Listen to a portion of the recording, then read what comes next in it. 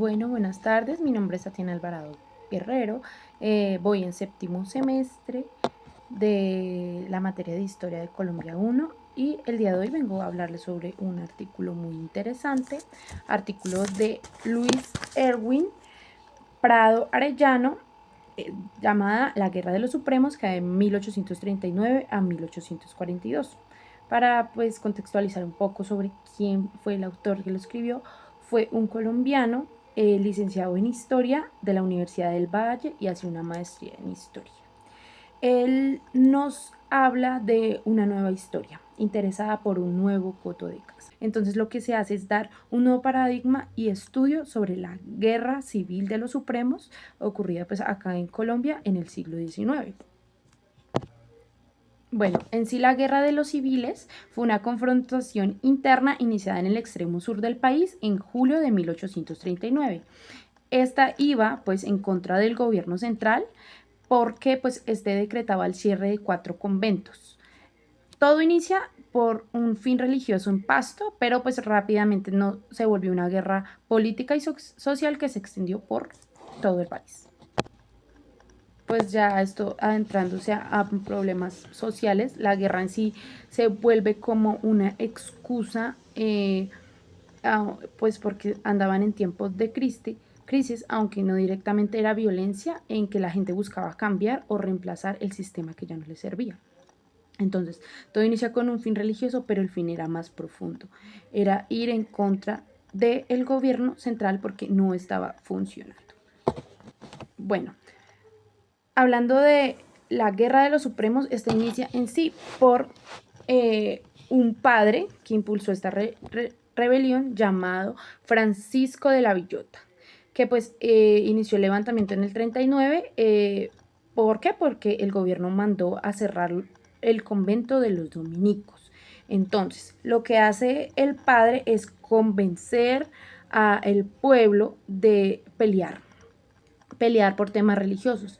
Pero pues en sí esto tenía algo más profundo y era ya un fuerte proselitismo. ¿Qué era el proselitismo? Era intentar convencer a una persona de luchar por una causa. En este caso era la religión, porque él estaba diciendo que el gobierno se estaba oponiendo a la religión católica y a la fe católica. Bueno, en sí, la entrada de la guerra ocasiona el derrumbamiento del orden político y social, desencadenando una crisis social herida en el ritmo de la vida tradicional de la sociedad. Entonces todo cambia. Por la guerra hay desplazamientos, hay hambre, la gente tiene que a, acoplarse y adaptarse a nuevos entornos diferentes a los que pues ya tenían, enfrentan problemas con la anarquía porque como ya no había orden ni ley, entonces cualquiera podía mandar. Y aunque el autor no menciona exactamente qué grupos insurgentes o rebeldes nacieron, nos habla de un problema más profundo. Y en sí es lo que surge a partir de los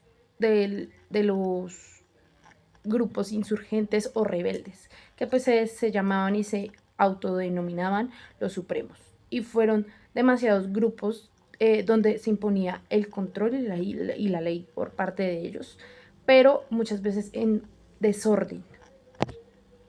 Bueno, aparte de que la guerra destruye muchas tradiciones y costumbres, como ya lo mencioné, formas de vivir, rezar, gobernar, trabajar, al perder esas tradiciones, pues las personas también perdieron su identidad, ya no sabían quién eran dentro de una sociedad. También la iglesia les decía como que si ustedes mueren por la religión, ustedes tienen un lugar dado en el cielo. Hay diferentes figuras como José María Obando, que fue un jefe supremo de los rebeldes suroccidentales, que pues en sí justificó sus atropellos cometidos, primero pues por defender a la religión y por la autonomía regional. Entonces esto iba más allá de algún fin religioso, era un fin más político y de provecho. Entonces también estaba los saqueos, los robos, los abusos, etcétera, etcétera, por parte de los mismos rebeldes como de la iglesia también. Ay, claro, pues también del Estado.